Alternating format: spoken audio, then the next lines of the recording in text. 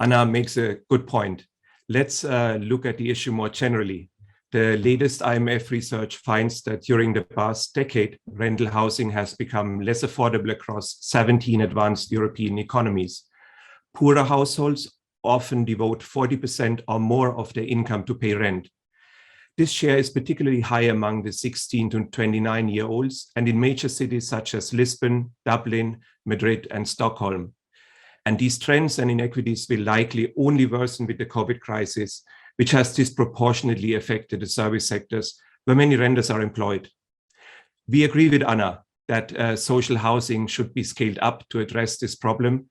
Social rental housing stocks have generally decreased as a proportion of all housing. Today, they vary considerably across countries, ranging from less than 3% of total housing stock in Portugal to over 35% in the Netherlands. But expanding social housing should go hand in hand with granting housing allowances to make rental housing more affordable. Raising the levels and the coverage of portable housing allowances is the most powerful immediate policy tool to address affordability problems. This measure can also be deployed quickly, and it can be targeted well. What is critical is to protect low-income renters throughout the recovery.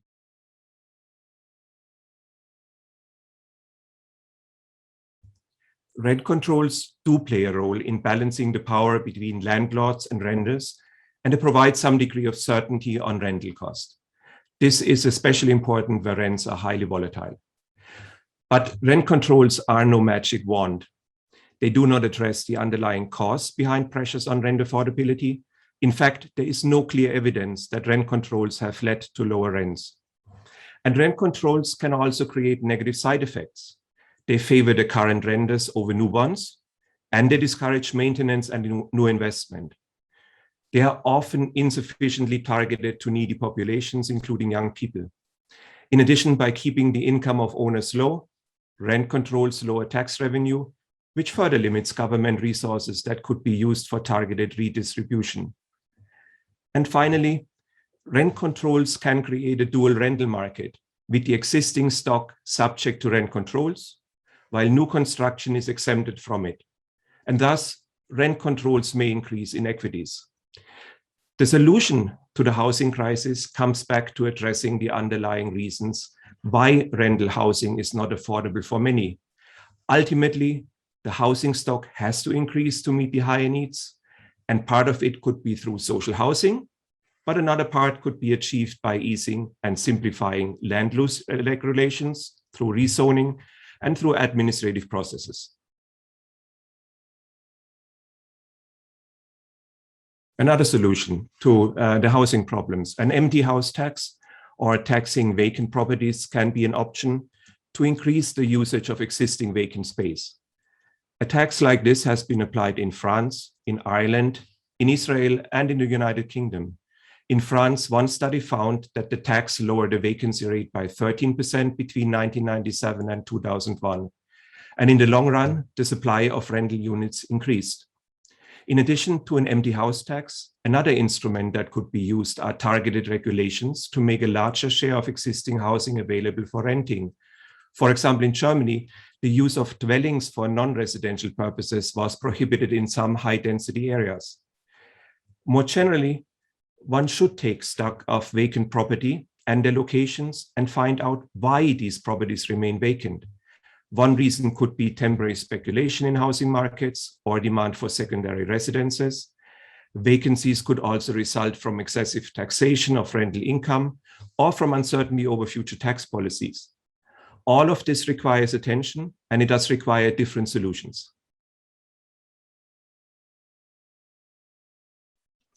This is a rather complex issue. Let me first say that the ECB's accommodative monetary policy was instrumental in supporting incomes and jobs throughout the recovery from the euro area crisis. The ECB estimates that its asset purchase programs reduced unemployment of people in the lowest income quintile by 2 percentage points and raised their mean income by more than 3%. And of course, for purchased housing, low interest rates reduce the cost of credit, and that helps households get on the property ladder. At the same time, We also know from data for advanced European economies from the mid-2000s to 2018 that many renters, particularly low-income renters, did not see a sufficient increase in their wages to compensating for rising rental costs. This is in contrast to the typical homeowner who benefited from low interest rates. In short, the key drivers behind rising rental costs and falling rental affordability were the unevenly distributed gains from the economic expansion, and this was compounded by other global structural trends, such as increased urbanization, the transformation toward high-skilled employment in services, and properties being rented more often for tourism purposes than to low-income households. So, effective policies have to include efforts to enhance long-term income opportunities for low-income households and the young, so that they benefit from the structural transformation of the economy as well. Here, I'm thinking of upgrades to education, re- and upskilling, more effective labor market policies, and mobility support for those changing jobs and locations. And of course, governments also need to look at initiatives that increase the supply of affordable housing more permanently, including by revisiting regulations that limit their construction.